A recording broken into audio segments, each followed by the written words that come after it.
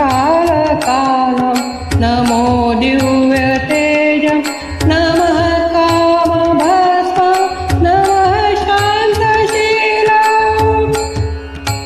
नमः कामभस्मं नमः शान्तशीलं भजे पार्वती वल्लभं नीलकण्ठं भजे पार्वती वल्लभं नीलकण्ठं भजे पार्वती वल्लभं नीलकण्ठं सदा तीर्थसिद्धं सदा भक्तरक्षं सदा शैव पूज्यं सदा शुभ्रभस्मं सदा तीर्थसिद्धं सदा भक्तरक्षं सदा शैव पूज्यं सदा शुभ्रभस्मं सदा ध्यानयुक्तं सदा ज्ञानतल्पं सदा ध्यानयुक्तं सदा ज्ञानतल्पं भजे पार्वती वल्लभं नीलकण्ठं भजे पार्वती वल्लभं नीलकण्ठं भजे पार्वती वल्लभं नीलकण्ठं श्मशाने शयानं महास्थानवासं शरीरं गजानं सदा चर्मवेष्टनं श्मशाने शयानं महास्थानवासं शरीरं गजानं सदा चर्मवेष्टनं पिशाचादिनाथं पशूनां प्रतिष्ठं पिशाचादिनाथं पशूनां प्रतिष्ठं भजे पार्वती वल्लभं नीलकण्ठं भजे पार्वती वल्लभं नीलकण्ठं भजे पार्वती वल्लभं नीलकण्ठं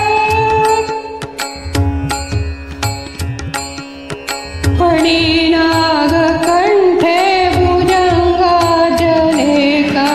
गले रुण्डमालं महावीरशूरं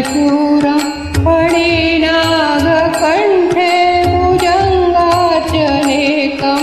गले रुण्डमालं महावीरशूरं कटिव्याघ्रचर्मं चिताभस्मलेपं कटिव्याघ्रचर्मं चिताभस्मलेपं भजे पार्वती वल्लभं नीलकण्ठं भजे पार्वती वल्लभं नीलकण्ठं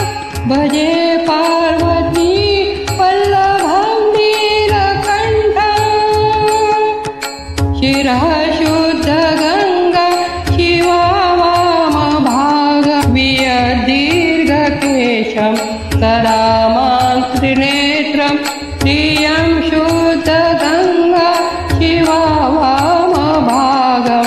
वियदीर्घकेशं सदा मां त्रिनेत्रं फणिनागकर्णं सदा भालचन्द्रं फणिनागकर्णं सदा भालचन्द्रं भजे पार्वती वल्लभं नीलकण्ठं भजे पार्वती वल्लभं नीलकण्ठं भजे पार्वती वल्लभं नीलकण्ठं करे शूलधारं महाकष्टनाशं सुरेशं परेशं महेशं जनेशं करे शूलधारं महाकष्टनाशं सुरेशं परेशं महेशं जनेशं धनेशामरेशं भजेशं गिरीशं धनेश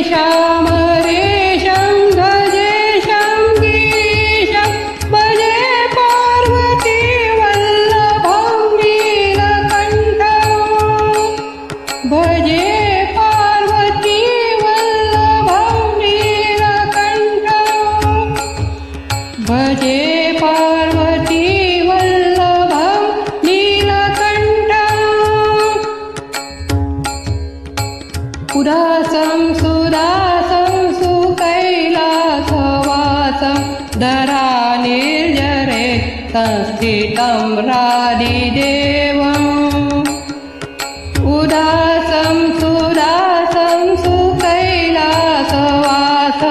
धरानिर्झरे संस्थितं रादिदेवम्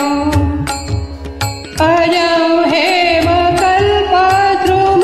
कल्पसेव्यम्